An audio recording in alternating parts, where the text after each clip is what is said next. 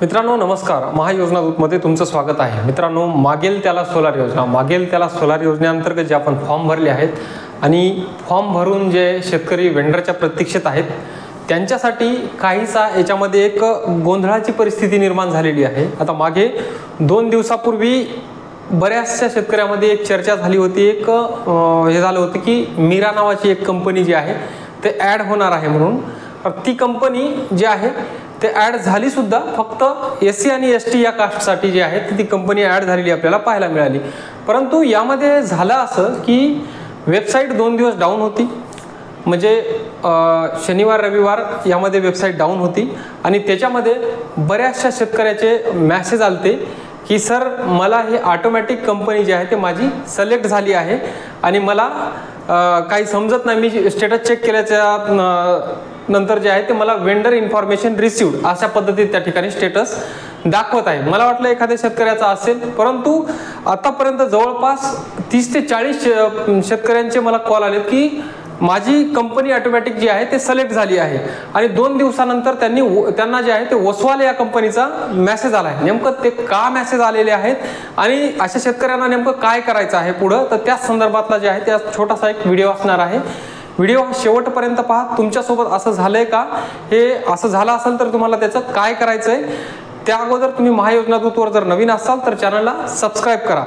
मित्रांनो बघा, हे या वेबसाईटचे अशा पद्धतीत प्रॉब्लेम आहेत की आता ही ओसवाल नावाची कंपनी तर आलीही नव्हती आणि वेबसाईटवर कुठं दिसतही नव्हती, परंतु ओपनच्या शेतकऱ्याला त्या कंपनी सिलेक्ट झाल्याचे मेसेज आलेत, ओबीसीच्या शेतकऱ्याला मेसेज आलेत। आता ओसवाल कंपनी SC आणि ST साठी ॲड झाली होती हे खरं आहे आणि मला वाटतं काही जिल्ह्यामध्ये आणखीनही दिसत आहे। आता काल अमरावती आणि भंडारा या जिल्ह्यामध्ये जे आहे ते ओबीसीच्या शेतकऱ्यांसाठी जे आहे ते त्या ठिकाणी कंपनी ती दिसत होती आणि मला वाटतं आज सकाळी मी 12 वाजेपर्यंत स्टेटस चेक केलं होतं, त्यावेळेस पण ती कंपनी तिथं वेबसाईटला दिसत होती।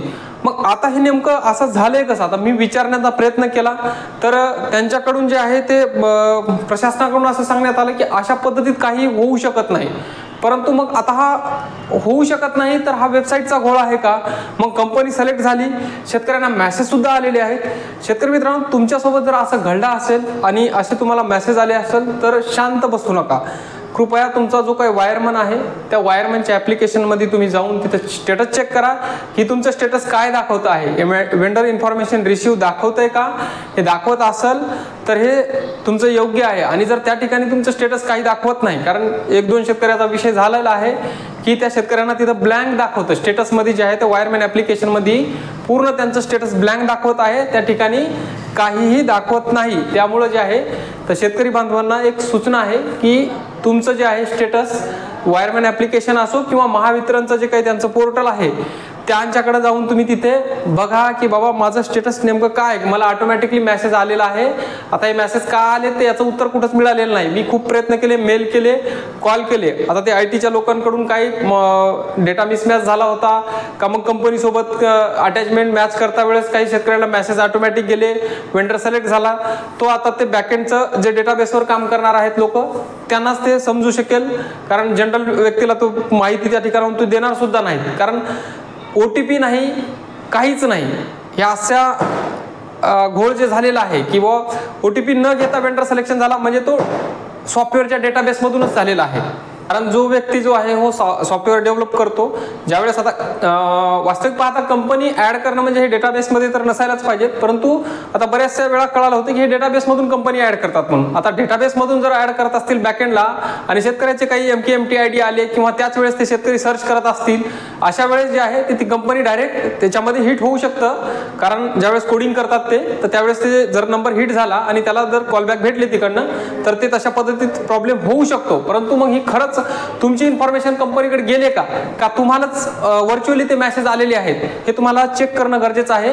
भरपूर शेतकऱ्याला प्रॉब्लेम आलेले आहेत। तुमचे स्वतःचे फॉर्मचे स्टेटस तुम्ही चेक करा। आता सध्याच्या स्थितीत जर बघायचं झालं तर या ठिकाणी वेबसाईट ही चालत नाही, वेबसाईट ही ब्लँक दाखवत आहे।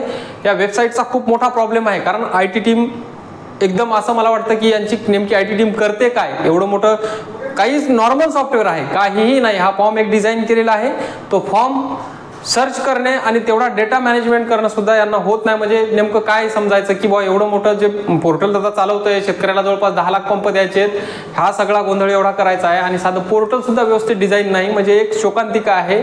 खरंच हे एक शेतकऱ्याच्या माथी मारलेलं एक आपण म्हणतो की काहीतरी द्यायचं म्हणून ही योजना त्या ठिकाणी दिलेली आहे. ज्याला मिळते त्यालाच मिळतं आणि ज्याचं जे काही म्हणजे जवळपास 4-4 वर्षापासून जे असं चालू आहे गोंधळ, त्याच्यासाठी तो गोंधळच चालू आहे. आता जो हा प्रॉब्लेम ज्यांना आलेला आहे की त्यांनी जे मी सांगितलं आहे व्हिडिओमध्ये ती प्रक्रिया करा आणि तुमचं स्टेटस चेक करा. तुम्हाला जर तसं ऑटोमॅटिकली दाखवत असेल तर तुम्ही सावध व्हा आणि महावितरणला जे आहे ते संपर्क करा. त्या ठिकाणी तुमच्या फॉर्मचं स्टेटस जे आहे तर तिथून तुम्ही चेक करून घ्या. आता राहिला वेंडरचा प्रश्न. भरपूर वेळा म्हणजे प्रत्येकच वेळा जे आहे ते वेंडरच्या संदर्भात विचारणा करतात. वेंडरसाठी जे आहे ते मित्रांनो तुम्ही जागृत होणं गरजेचं आहे. तुमचे जे काही जवळचे लोकप्रतिनिधी आहेत, तुमचे महावितरण जे कार्यालय आहेत त्यांच्याकडे तुम्ही धाव घ्या, तुम्ही निवेदन द्या, तुम्ही अर्ज करा. तुमच्या लोकप्रतिनिधीला सांगून जे आहे ते शासनापर्यंत तुमची जी काही भानगडी आहेत ह्या तुम्ही पोहोचवा. तोपर्यंत शासन तुम्हाला कोणत्याही प्रकारचे वेंडर देणार नाही. कारण आपण मार्च महिन्यापासून वाट पाहतोय. इथं एक दोन कंपनी ऍड होते, त्याच्यामध्ये आज जून संपत आलाय, जुलै लागणार, पावसाळा लागणार, तरीही याच्यामध्ये जे आहे ते सरकारला तिथे जाग आलेली नाहीये. त्याच्यासाठी आता तुम्ही स्वतः जागे व्हा.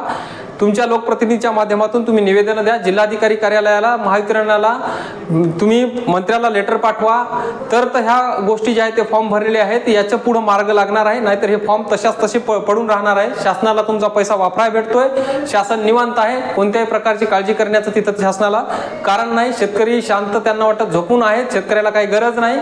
परंतु वेळ आल्याच्या नंतर तुम्हाला ज्यावेळेस पाणी द्यायच्या वेळेस तुम्हाला समजेल की बाबा आपला खूप मोठी नुकसान झालेली आहे आणि आपला खूप मोठा गोंधळ झालेला आहे. त्याच्यासाठी जे आहे ते तुम्ही शांत बसू नका.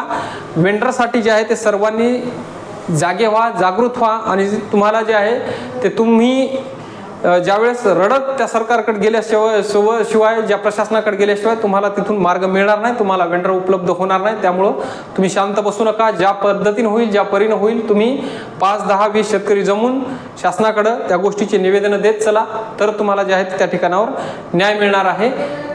हे जे आहे ते आजचा जो विषय होता, हे एक आवर्जून तुम्हाला सांगायचं होतं की ह्या वेंडरचा बऱ्याचशा शेतकऱ्यासोबत असा घोळ झालेला आहे आणि याच्यासाठी जे आहे ते तुम्ही महावितरण ऑफिस किंवा वायरमॅन ॲप्लिकेशनमध्ये जाऊन तुम्ही चेक करू शकता आणि तुमचं स्टेटस काय आहे ते चेक करा. जर स्टेटस जर व्यवस्थित असेल तर तुम्हाला निश्चिंत राहण्याची गरज आहे.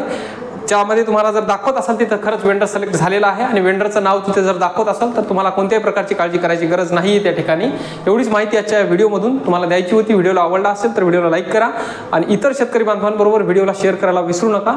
आणि महायोजना दूतवर जर नवीन असाल तर चॅनलला सबस्क्राईब करा. आणि हो, आणखीन एक तुम्हाला सांगायचं आहे की ज्या शेतकऱ्याचे सोलार पंप बसलेत, पाणी मारत नाहीत, त्यांचे हेड निवडताना चुकीच्या निवडले गेलेत आणि त्यांना आता पंप जे आहे ते खोलवर टाकायचे आहेत, अशा शेतकऱ्यांना जे आहे ते आपल्याकडे सर्वच कंपनीचे 30 HP पासून 30 मीटर, 3 HP ते 7.5 HP 30 मीटर पासून 180 मीटर पर्यंत जे आहे ते हेड आपल्याकडे उपलब्ध आहेत. आणि कंट्रोलर सुद्धा 3 HP ते 7.5 HP पर्यंत कंट्रोलर, AC/DC कंट्रोलर आपल्याकडे उपलब्ध आहेत 1 वर्ष वॉरंटी सोबत.